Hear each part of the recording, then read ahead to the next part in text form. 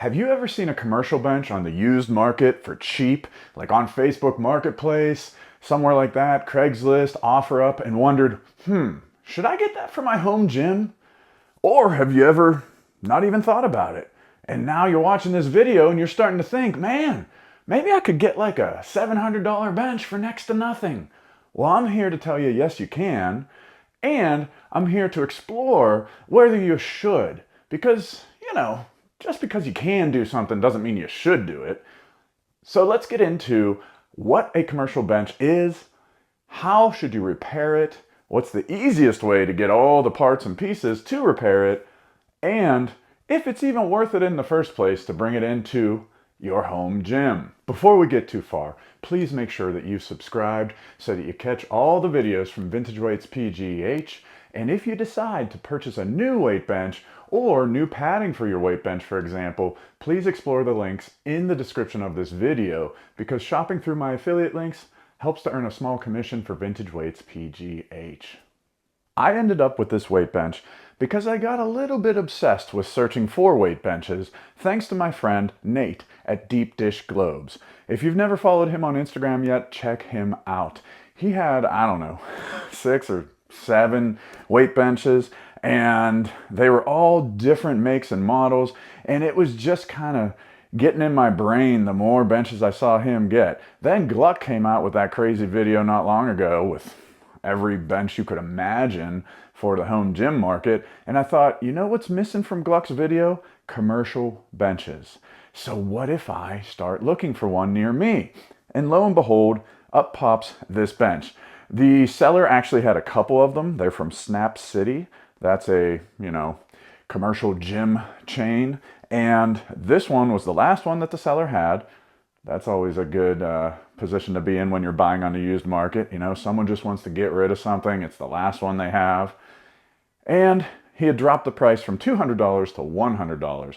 So I made a plan to come on out on a Saturday morning and pick it up. I cleared out our van, got all the sports equipment out of there. I was ready to go, and it started pouring down rain. That didn't deter me. I still loaded up some of my kids. They come on these adventures with me. To go out there to the middle of nowhere, it was like an hour away from my house to pick up this thing. And I got a message from him. Hey man, you can just have it for free. It's sitting out for you. That worked for me. So we drove out, and sure enough, sitting out in the rain was this bench. I didn't know who made it. I didn't know much about it, but I could tell it was a commercial bench, and this is how. First of all, the branding. I could see Snap City on the bench pad. Snap City, wait a minute. That's Deadliest Lifts competition. Check out Snap City if you've ever seen that. Snap Fitness. I could see that on the bench. So that's a dead giveaway that it's a commercial bench. So if you see, Crunch or Snap Fitness or any of these chain gyms on the actual bench, then it's a commercial bench. Next up, look at this frame. See how thick the frame is and it's rounded? A lot of times commercial benches are rounded instead of square tubing like home gym benches. So that also was a clear giveaway, just the thickness and the stout nature of this bench. And then lastly, if we look down here, a dead giveaway for a commercial bench is that a lot of times they will have these bolt down holes on the frame so that they can be bolted down in the commercial gym and people aren't moving them around. Even though, kind of hypocritically, there are wheels right next to it. Before we get into a more specific way to identify commercial benches and how to repair and the different qualities of them, let me just give you a brief overview of this bench. So this is a Matrix bench. That's the company that makes it. It has a pop pin style adjustment for incline. It comes down to a slight decline, maybe 15 degrees, or, oh boy, listen to that, that's vintage. Or level. The seat also adjusts, pop pin, and there is a sizable gap, about a 3.5 to 4 inch gap between the two pads. This is very long. I mean, it is tough to maneuver around the home gym. It's about 63 inches in length from the start here all the way out to the legs. Part of that is that the legs are much longer than the back pad itself. So whenever I'm dancing with this, so whenever you put this bench into a power rack or a squat rack in a home gym environment, these long legs that extend about 6 inches past the top of the back pad really make it tough for bench pressing. The bench is 20 inches high. That's quite high compared to most home gym benches that stay around 17 inches, so that it's near that IPF competition standard. And I could definitely feel that difference in height when I started using this. I didn't get the leg drive that I was used to with several of my other benches that I've had over the years. The frame is a 3-post tripod style frame. That came into play when I was bracing myself on this to do some bent over rows, and it was starting to kind of rock a little bit. You wouldn't think a frame this thick would rock, but the angle that I was pushing on it up here, it did, because it's a circular front foot. Very interesting that they went with that design, since a square or rectangular front foot, in my opinion, prevents that rocking. Moving forward, Matrix does have a home gym-ish looking ladder style bench that doesn't have the circular features for about $700. The pad is very thick, about 2.5 inches thick, almost 3 inches thick, and it is extremely firm, but that could have just been from sitting outside. It's dry by this point. It sat in my garage for a couple months before I got to using it, so I don't really want to critique the density of the pad, but what I will critique is that it is very narrow. It's only 9.5 inches wide. I could definitely feel that whenever I was bench pressing, that this is much narrower than I'm used to. Most benches that are marketed for the home gym are about 11 inches wide, give or take. The wide benches even go up to like 14, 15, the wide pads. So this at 9 to 10 inches wide was very narrow. I did not like that. If you recently saw my Rogue Adjustable Bench 3.0 video review, you'll know that that's a heavy bench. I had it for years. I'm used to moving a heavy bench around my gym, so I wasn't too deterred by the weight of this, but it is substantially heavy, a commercial bench. So keep that in mind, that although the commercial bench you find on the used market might have wheels, it might be pretty heavy to lug around. Let's see how heavy this one is. Okay, I've got my scale and my soft loop tie-down strap.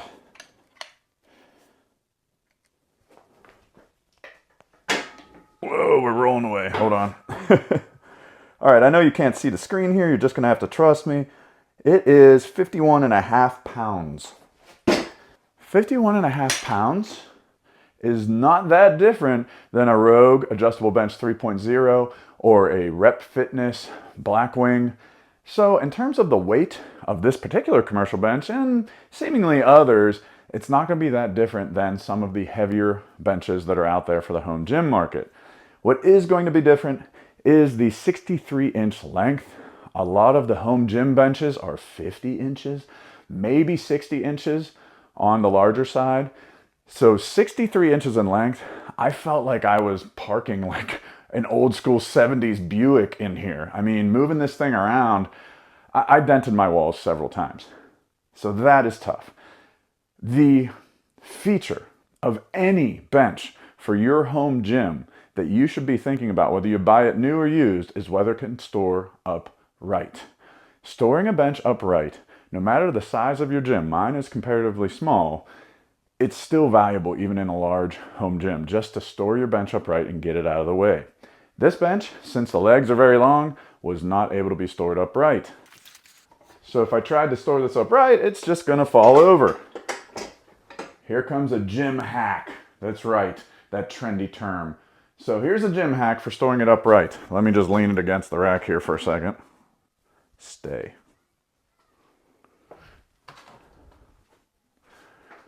I've just got like a storage crate. It's not even like an industrial heavy milk crate. Just a good old storage crate from like Walmart, Amazon, something like that. If you look at the commercial bench that you have and you measure the length from the end of it to where the back pad starts, or not just commercial bench, I mean, the Prime Shorty kind of needs this as well. That's the height that you need to replace so that it can stand up. So this isn't perfect, but this crate, if I just slide it under here, does allow me to stand it upright. So that's the way I've been storing this in my gym. I've been getting it out of the way when I squatted in the squat rack and putting it over on the side with the crate. I just kept the crate where I wanted it to go, and then I would wheel it to the crate and put it upright. Try that out if you have a commercial bench or any other bench that doesn't stand upright. Just be careful it doesn't like separate and come attack you. Since this is a pop pin style bench, I know it's not going to separate. So now let's talk about repairing these things, because as you've probably seen throughout this video, there's some rust on the frame, there's some rips in the padding, there's things missing like on the handles, the end caps. In terms of repairing, you go to the same place where you want to identify exactly what you have. You probably want to go there anyway, just so you can identify, yes, this is a commercial bench, and let's be honest, you're going to be curious how much this thing sells for new. So if you go to fullcirclepadding.com, that's a website that will tell you every brand that you can think of commercial equipment, not just benches, but also machines. It is such a great resource for researching and figuring out what you're looking at on the used market. I first heard of this website from Deep Dish Globes. So Nate told me about this website and it was a dream come true. So I just went to Matrix and found this. He'd actually found it first for me when I showed him a picture of this Snap Fitness bench. He just clicked through each of the major companies, Cybex, you name it, and found it. So then I found the exact bench this was, and once you click inside of there, Full Circle Padding has all of the pieces and parts you would ever want. And they're pretty affordable for the most part with the parts. So if I want an end cap, it's like $2 and change. If I want to get a new grip on here because the grip on the handles is worn away, that's like 12 bucks. The more expensive grip with the metal end cap gets to a little under $20. So in terms of the cost of this, when we start pricing out, okay, I need to replace a pop pin, I need to replace this, I need to replace that, we start adding it up, and for all the parts, I would say you're probably going to come in at less than $100, probably less than $50. For this particular bench, it would cost me less than $50 to get all the parts I need that are missing or broken on the bench. So let's assume that it wasn't raining and I didn't get this for free. Let's assume that I got this bench for $100. That brings me up to $150. That's pretty good for a sturdy bench, because for all the things I pointed out that were negative with this bench, it is such better quality than your just run-of-the-mill cheap $100 to $150 bench. I would bet this bench is better than any bench on Amazon for $100 to $150. Then we get to the padding. This is where they get you. By they, I guess I mean used commercial benches. So the padding is what will make or break your purchase on the used market. If the padding is gouged and like ripped apart, if the padding has major rips like the ones on this one, what I found out was it is really expensive to reupholster padding, in that I have actually reupholstered padding myself on very cheap gym equipment where it was like an inch or less thick and very just square and easy to work with. This rounded padding, that's beyond my skill level with stitching and making some type of cover. And as much as I love belt-fed strength, I'm not gonna bug Chris and Randy to do that. So if we look at the cost on Full Circle padding for a seat and a back pad for this bench, that's where things skyrocket. Combined total is over $230, and that's not including tax and shipping. So now we add that on to $150, and oh my gosh, we're getting close to $400, folks. You might as well buy a home gym bench that's brand new if you're going to drop $400 on this commercial bench. I'll tell you in just a minute why I think you should drop $400 on a new bench and not spend it on a used commercial bench in just a minute. However, first, let me tell you how you could repair this in a more affordable way. Rep Fitness offers replacement bench pads. They offer a narrow pad, a wide pad. You can click through their different models and look at the dimensions and find the right dimension for you, because this is just bolted on. It's not like major surgery to replace the pad completely. Now, will that be authentic to the commercial bench? No, it's going to be a Rep Fitness bench pad instead of a Matrix pad. But on the other hand, look at the cost. The Blackwing pad, seat pad that would fit best on here is $89.99. So now let's run the cost. $100 to buy this if it wasn't raining, $50 for parts from Full Circle Padding, that's $150 we're up to, and then about $90 from Rep Fitness for new pads. So now we're up to $240, and that puts this into a new frame of mind. So let's talk about a comparison for $240. When it comes to weight benches, anything under $400, my best advice to buy new would be to go to Rep Fitness. At Rep Fitness, there are several different models of benches that you can work through, whether it's the 3100 for about $270, up to the AB3000, the AB4100, that are under $400 and that have all the new modern features that you're going to enjoy. They have wheels, they can store upright, at least 2 out of those 3. They have the padding that's a little wider, that's going to be nicer for you. The height is a little better than this. It's 16 and a half inches, depending on which model. It's going to be brand new. You don't have to deal with repainting the frame or, buying replacement parts, anything like that, because your time is valuable and it does take time to repair a used bench. So if you were to buy a bench brand new, I would suggest going to Rep Fitness.